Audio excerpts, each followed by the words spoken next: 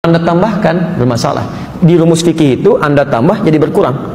Sedikit tidur taman surga, sedikit tidur maaf di tamannya aja enggak. Silahkan cek. Jadi dalam agama itu kalau sudah pas gak usah ditambah-tambah. Subuh 2 rakaat. Saya pengen yang paling sempurna, ikuti sunnah Nabi. Saya merasa banyak kurang sholatnya, besok saya 3 rakaat. Salah.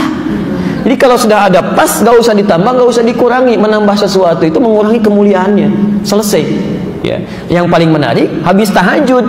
Kalau Anda cuma tahajud aja, belum bisa masuk taman surga. Amalan selanjutnya ayat ke-18-nya. Wabil ashari hum yastaghfirun. Ini poinnya. Jadi dia tahajud di sepertiga malam, menjelang subuh. Belum subuh, Pak. Ashar itu waktu menjelang subuh singkat. Ya, paling 15 menit lah, 10-15 menit sebelum subuh. Dia duduk istighfar. Istighfar. Bahkan ada hadis qudsi di situ. Hadis qudsi diriwayatkan orang pertama yang menerima dari Nabi 31 orang sahabat senior. Hampir semua meriwayatkan. Ya, Abu Bakar As-Siddiq radhiyallahu taala anhu, Umar bin Khattab, Utsman bin Affan, Ali bin Abi Thalib sampai Sayyidah Aisyah radhiyallahu taala anha. Itu menerima semua dari Nabi. Yanzilu Rabbuna tabaraka wa ta'ala. Allah Subhanahu wa ta'ala akan membentangkan rahmatnya, ya, di thuluthil akhir minal lail, di setiap sepertiga malam yang terakhir. Kemudian menyampaikan, faqala, Allah menyampaikan pada hambanya, ya ibadi, hai hambaku, siapa yang meminta kepadaku akan aku kabulkan, siapa yang memohon aku akan berikan, dan man istaghfara li ghafartu lahu, siapa yang istighfar aku akan ampuni dosanya. Rumus cepatnya alhamdulillah, ketika Anda banyak istighfar, itu yang 2 pertama akan diberikan tanpa Anda minta, seketika diberikan.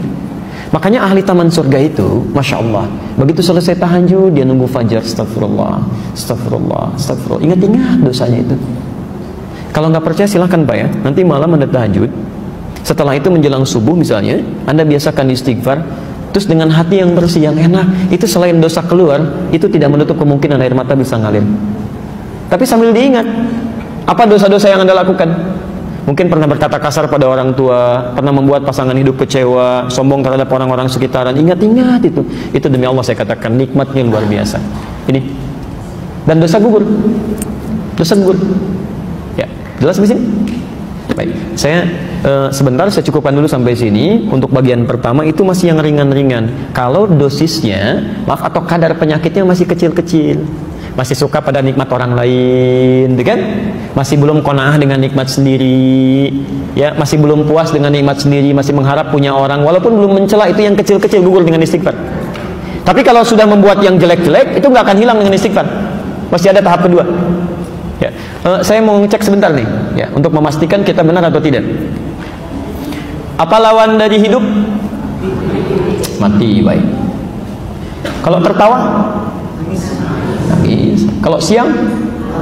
Malam. Kaya? Miskin. Baik ya. Sekarang kita cek ya. Quran surah 53 An-Najm ayat 43, ayat 44 dan 48. Ayat 43, 44, 48. Oke. Dari 4 pertanyaan tadi saya keluarkan 3 aja ya. Apa lawan tadi yang Anda jawab? Lawan kehidupan apa? Kematian. Baik. Wa annahu huwa amata wa ahya. Dialah Allah yang mematikan dan menghidupkan. Jawaban Anda benar. Ayat 44-nya, wa annahu huwa adhaka wa abka. Dialah Allah yang telah menjadikan orang bisa tertawa dan juga bisa menangis.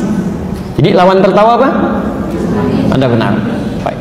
Tadi yang Bapak jawab, Ibu jawab, lawan kaya apa? Miskin. Baik ya. Quran surah ke-53 ayat 48-nya tuh lihat. Sudah kencang, benar enggak gitu ya? Wa annahu huwa aghna wa aqna. Dialah Allah yang telah menjadikan seseorang kaya dan cukup. Ternyata di Quran itu lawan kaya itu cukup, Pak. Enggak ada orang miskin, Bu. Enggak pakai enggak ada orang miskin.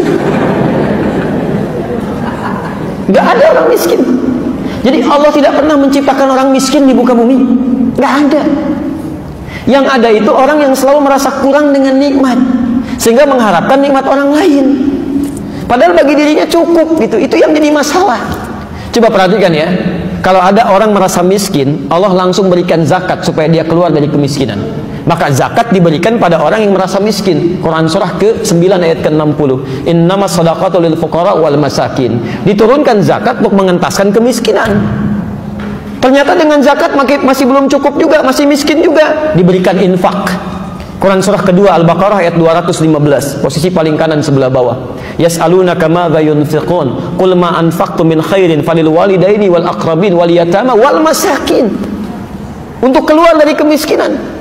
Kurang cukup juga dikasih sedekah.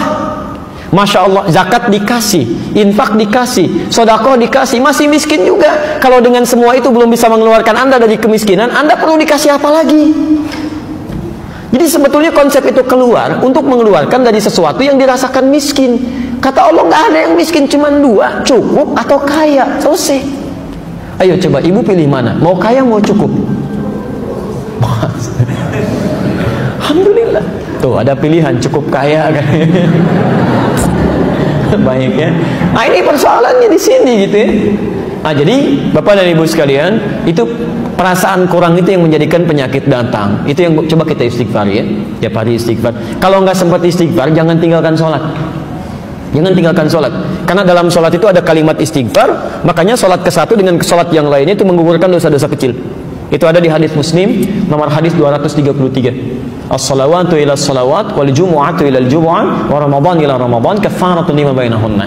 Ya, salat satu ke salat lain, Jumat ke Jumat dan Ramadan ke Ramadan itu bisa menggugurkan dosa yang terjadi di antara keduanya. Malam takunil kabair, sepanjang bukan dosa besar. Di Anda zuhur punya dosa, ya, dosa-dosa kecil, asar salat. Jadi pas salat asar itu dosa kecilnya hilang. Otomatis itu. Ya. Kenapa salah satunya? Karena saat Anda salat Anda mengucapkan kalimat istighfar. Bukankah ruku kita mengucapkan istighfar? Subhanakallahumma bihamdika Allahumma ighfirli. Sujud Anda istighfar. Kalau Anda baca subhana rabbiyal a'la, bukankah duduk di antara dua sujud baca istighfar? Kalimat pertama dalam duduk di antara dua sujud apa?